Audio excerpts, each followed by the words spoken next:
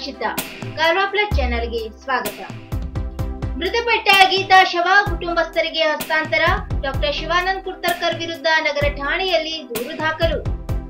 ಕಾರವಾರ ಸಂತಾನಹರಣ ಶಸ್ತ್ರಚಿಕಿತ್ಸೆಯ ಸಂದರ್ಭದಲ್ಲಿ ಗುರುವಾರ ಮೃತಪಟ್ಟ ಗೀತಾ ಬಾನಾವಳಿ ಅವರ ಮೃತದೇಹವನ್ನು ಶುಕ್ರವಾರ ಸಂಬಂಧಪಟ್ಟವರಿಗೆ ಹಸ್ತಾಂತರ ಮಾಡಲಾಗಿದ್ದು, ಡಾಕ್ಟರ್ ಶಿವಾನಂದ್ ಕುರ್ತರ್ಕರ್ ಅವರ ವಿರುದ್ಧ ನಗರ ಠಾಣೆಯಲ್ಲಿ ದೂರು ದಾಖಲಾಗಿದೆ.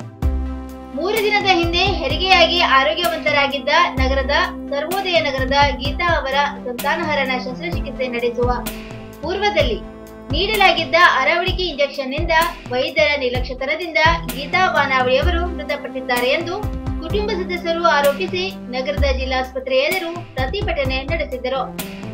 ಇದೇ ಪ್ರಕರಣಕ್ಕೆ ಸಂಬಂಧಿಸಿದಂತೆ ಎಲ್ಲ ವೈದ್ಯಕೀಯ ಪ್ರಕ್ರಿಯೆ ನಡೆಸಿದ ಬಳಿಕ ಗೀತಾಳ ಮೃತದೇಹವನ್ನು ಪೊಲೀಸರ ಭದ್ರತೆಯ ನಡುವೆ ಕುಟುಂಬ ಸದಸ್ಯರಿಗೆ ಶುಕ್ರವಾರ ಹಸ್ತಾಂತರಿಸಲಾಯಿತು. ಗೀತಾ ಮೃತಪಟ್ಟ ಘಟನೆಗೆ ಸಂಬಂಧಿಸಿದಂತೆ ಆಕೆಯ ಪತಿ ಶಿವನಾಥ್ ಬಾನಾವಳಿ ಅವರು ವೈದ್ಯರ ನಿರ್ಲಕ್ಷ್ಯತನದಿಂದ ಸಂತಾನಹರಣ ಶಸ್ತ್ರಚಿಕಿತ್ಸೆ ನಡೆಸುವ ಸಂದರ್ಭದಲ್ಲಿ ತನ್ನ ಪತ್ನಿ ಮೃತಪಟ್ಟಿದ್ದಾರೆ ಎಂದು ವೈದ್ಯಾಧಿಕಾರಿ ಡಾಕ್ಟರ್ ಶಿವಾನಂದ್ ಕುರ್ತರ್ಕರ್ ಅವರ ವಿರುದ್ಧ ದೂರು ದಾಖಲಿಸಿದ್ದಾರೆ. ದೂರಿನಲ್ಲಿ ಬೆಳಗಿನ ಅವಧಿಯಲ್ಲಿ ಗೀತಾ ಅವರು ಆರೋಗ್ಯಕರವಾಗಿದ್ದರು. ಶಸ್ತ್ರಚಿಕಿತ್ಸೆಗೆ ಕರೆದುಕೊಂಡು ಹೋಗಿ ಶಸ್ತ್ರಚಿಕಿತ್ಸೆ ಮಾಡಿದ ಬಳಿಕ ಮಧ್ಯಾಹ್ನ ವೈದ್ಯರು ನಿಮ್ಮ ಹೆಂಡತಿ ಬದುಕುವುದು ಅನುಮಾನ, ಐಸಿಯುನಲ್ಲಿ ದಾಖಲಿಸಲಾಗಿದೆ. ಬಳಿಕ ಮಧ್ಯಾಹ್ನ 3:30 ವೇಳೆ ಮೃತಪಟ್ಟಿರುವುದಾಗಿ ತಿಳಿಸಿದ್ದಾರೆ ಎಂದು ದೂರು ದಾಖಲಾಗಿದೆ. ದೂರು ದಾಖಲಿಸಿಕೊಂಡ ಪೊಲೀಸರು ಹೆಚ್ಚಿನ ತನಿಖೆ ಮುಂದುವರಿಸಿದ್ದಾರೆ.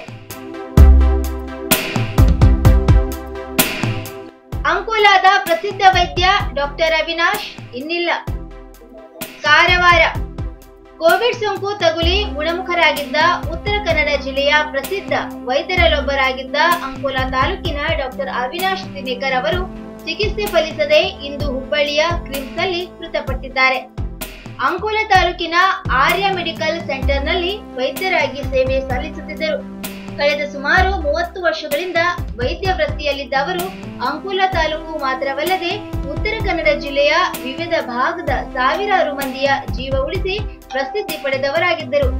ಅಂಕೋಲಾ ರೋಟರಿ ಕ್ಲಬ್ ಸದಸ್ಯರಾಗಿ ವಿದ್ಯಾರ್ಥಿಗಳಿಗೆ ನೆರವು ಸೇರಿದಂತೆ ಹಲವಾರು ಸಾಮಾಜಿಕ ಕಾರ್ಯಗಳನ್ನು ಮಾಡಿ ಗಮನ ಸೆಳೆದಿದ್ದರು.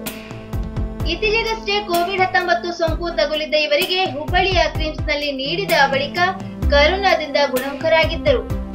ಕೋವಿಡ್ ನೆಗೆಟಿವ್ ಬಂದ ಬಳಿಕ ಅವರನ್ನು ಸಾಮಾನ್ಯ ವಾರ್ಡ್ಗೆ ದಾಖಲಿಸಿ ಚಿಕಿತ್ಸೆ ಮುಂದುವರೆಸಲಾಗಿತ್ತಾದರೂ ಇಂದು ತೀವ್ರ ಉಸಿರಾಟದ ಸಮಸ್ಯೆಯಿಂದಾಗಿ ಕೊನೆಯುಸಿರೆಳೆದರು ಎಂದು ಕ್ರಿಮ್ಸ್ನ ಮೂಲಗಳಿಂದ ಮಾಹಿತಿ ದೊರೆತಿದೆ. ಡಾಕ್ಟರ್ ಅವಿನಾಶ್ ಅವರ ಸಾವಿನ ಸುದ್ದಿ ಕೇಳಿ ಅಂಕೋಲಾ ಜನತೆ ಕಂಬನಿ ಮಿಡಿಯುತ್ತಿದ್ದು, ಹಲವಾರು ಗಣ್ಯರು ಅವರ ನಿಧನಕ್ಕೆ ಸಂತಾಪ ವ್ಯಕ್ತಪಡಿಸಿದ್ದಾರೆ.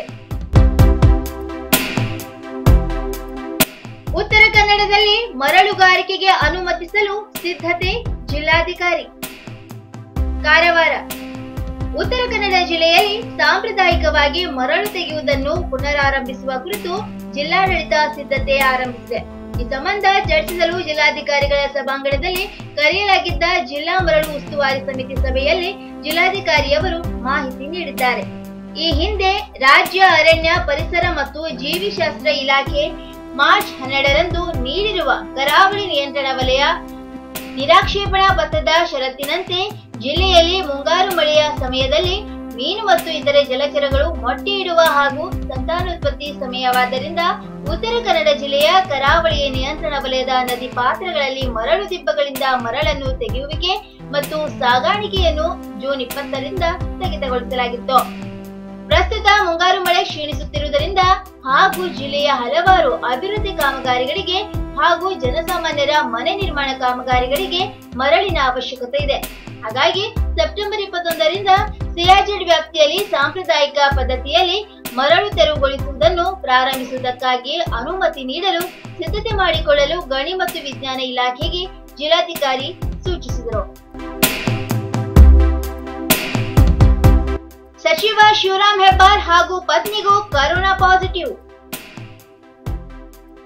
ಕಾರವಾರ ಉತ್ತರ ಕನ್ನಡ ಜಿಲ್ಲಾ ಉಸ್ತುವಾರಿ ಸಚಿವ ಹಾಗೂ ಕಾರ್ಮಿಕ ಮತ್ತು ಸಕ್ಕರೆ ಖಾತೆ ಸಚಿವ ಶಿವರಾಮ್ ಹೆಬ್ಬಾರ್ ಹಾಗೂ ಅವರ ಧರ್ಮಪತ್ನಿ ವನಜಾಕ್ಷಿ ಹೆಬ್ಬಾರ್ ಅವರಿಗೆ ಕರೋನಾ ಪಾಸಿಟಿವ್ ದೃಢಪಟ್ಟಿದೆ.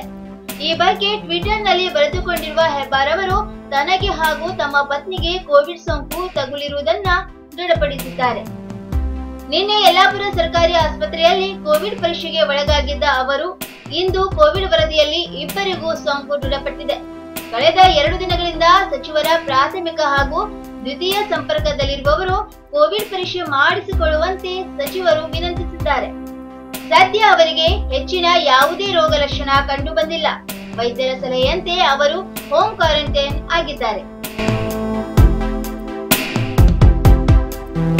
ಪ್ರವಾಹ ಭೀತಿ ಶರಾವತಿ ನದಿ ತೀರದಲ್ಲಿ ಹೈ ಅಲರ್ಟ್. ಕಾರವಾರ ಲಿಂಗನಮಕ್ಕಿ ಜಲಾಶಯ ಭರ್ತಿಯಾಗುವ ಹಂತಕ್ಕೆ ಬಂದಿದ್ದು ಶರಾವತಿ ನದಿ ತೀರದಲ್ಲಿ ಹೈ ಅಲರ್ಟ್ ಘೋಷಣೆಯಾಗಿದೆ. ಜಲಾಶಯದಿಂದ ಯಾವುದೇ ಕ್ಷಣದಲ್ಲಿ ನೀರು ಬಿಡುವ ಸಾಧ್ಯತೆ ಇದೆ. ಹಾಗಾಗಿ ನದಿ ತೀರದಲ್ಲಿರುವವರು ಮುನ್ನೆಚ್ಚರಿಕೆ ವಹಿಸಬೇಕು ಎಂದು ಕೆಪಿಸಿಎಲ್ ಸೂಚನೆ ಹೊರಡಿಸಿದೆ. ಜಲಾಶಯ ಶಿವಮೊಗ್ಗ ಜಿಲ್ಲೆಯಲ್ಲಿದ್ದರೂ ಶರಾವತಿ ಹರಿದು ಸಮುದ್ರ ಸೇರುವುದು ಉತ್ತರ ಕನ್ನಡ ಜಿಲ್ಲೆಯಲ್ಲಿ. ಹಾಗಾಗಿ ಒಂದು ವೇಳೆ ಹೆಚ್ಚುವರಿ ನೀರನ್ನು ಹೊರಬಿಟ್ಟರೆ ಹೊನ್ನಾವರ ತಾಲೂಕಿನ ಗೇರುಸೊಪ್ಪ ಸೇರಿದಂತೆ ಹಲವಾರು ಪ್ರದೇಶಗಳು ಪ್ರವಾಹಕ್ಕೆ ಸಿಲುಕುತ್ತವೆ. ಆದ್ದರಿಂದ ಅಣೆಕಟ್ಟೆಯ ಕೆಳದಂಡೆಯಲ್ಲಿ ಹಾಗೂ ನದಿಯ ಪಾತ್ರದುದ್ದಕ್ಕೂ ವಾಸಿಸುತ್ತಿರುವ ಜನರು ತಮ್ಮ ಜಾನುವಾರು ಮುಂತಾದವುಗಳೊಂದಿಗೆ ಸುರಕ್ಷಿತ ಪ್ರದೇಶಕ್ಕೆ ಸ್ಥಳಾಂತರಿಸಿಕೊಳ್ಳಬೇಕು ಎಂದು ಎಚ್ಚರಿಕೆ ನೀಡಲಾಗಿದೆ. ಶರಾವತಿ ಯೋಜನೆಯ ಲಿಂಗನಮಕ್ಕಿ ಜಲಾನಯನ ಪ್ರದೇಶದಲ್ಲಿ ಸತತವಾಗಿ ಮಳೆ ಬೀಳುತ್ತಿದೆ. ಹೀಗಾಗಿ ಲಿಂಗನಮಕ್ಕಿ ಜಲಾಶಯಕ್ಕೆ ಹೆಚ್ಚಿನ ಪ್ರಮಾಣದಲ್ಲಿ ನೀರು ಹರಿದು ಬರುತ್ತಿದೆ. ಸತತವಾಗಿ ಬೀಳುತ್ತಿರುವ ಮಳೆಯಿಂದ ಲಿಂಗನಮಕ್ಕಿ ಜಲಾಶಯದ ನೀರಿನ ಮಟ್ಟವು ದಿನೇ ದಿನೇ ಏರುತ್ತಿದೆ. ಜಲಾಶಯದ ಗರಿಷ್ಠ ಮಟ್ಟ 1819.00 ಅಡಿಗಳಾಗಿದೆ. ಶುಕ್ರವಾರ ಜಲಾಶಯದ ನೀರಿನ ಮಟ್ಟ 1806.85 ಅಡಿಗಳಾಗಿದೆ. ಒಳಹರಿವು ಕೂಡ 12286 ಕ್ಯೂಸೆಕ್ಗೆ ಏರಿದೆ. ಇದೇ ರೀತಿಯಲ್ಲಿ ಜಲಾಶಯಕ್ಕೆ ಒಳಹರಿವು ಮುಂದುವರೆದರೆ ಜಲಾಶಯವು ಶೀಘ್ರದಲ್ಲಿ ಗರಿಷ್ಠ ಮಟ್ಟವನ್ನು ತಲುಪುವ ಸಾಧ್ಯತೆ ಇದೆ. ಅಣೆಕಟ್ಟೆಯ ಸುರಕ್ಷತೆ ದೃಷ್ಟಿಯಿಂದ ಹೆಚ್ಚುವರಿ ನೀರನ್ನು ಜಲಾಶಯದಿಂದ ಯಾವುದೇ ಸಮಯದಲ್ಲಿ ಹೊರಬಿಡಲಾಗುವುದು ಎಂದು ಎಚ್ಚರಿಕೆ ನೀಡಲಾಗಿದೆ. ಈ ಬಗ್ಗೆ ನದಿ ಪಾತ್ರದ ಜನರಿಗೆ ಯಾವುದೇ ತೊಂದರೆ ಆಗದಂತೆ ಮುನ್ನೆಚ್ಚರಿಕೆ ವಹಿಸಲಾಗಿದ್ದು, ಪರಿಸ್ಥಿತಿಯನ್ನು ನಿಭಾಯಿಸಲು ಜಿಲ್ಲಾಡಳಿತ ಹಾಗೂ ಹೊನ್ನಾವರ ತಾಲೂಕಾಡಳಿತ ಸನ್ನದ್ಧವಾಗಿದೆ ಎಂದು ಅಪರ ಜಿಲ್ಲಾಧಿಕಾರಿ ಕೃಷ್ಣಮೂರ್ತಿ ಅವರು ತಿಳಿಸಿದ್ದಾರೆ.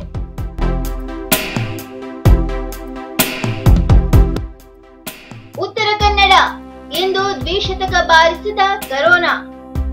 ಕಾರವಾರ ಜಿಲ್ಲೆಯಲ್ಲಿ ಶನಿವಾರ 213 ಕೋವಿಡ್-19 ಪ್ರಕರಣಗಳು ವರದಿಯಾಗಿದ್ದು 82 ಮಂದಿ ಗುಣಮುಖರಾಗಿ ಬಿಡುಗಡೆಯಾಗಿದ್ದಾರೆ.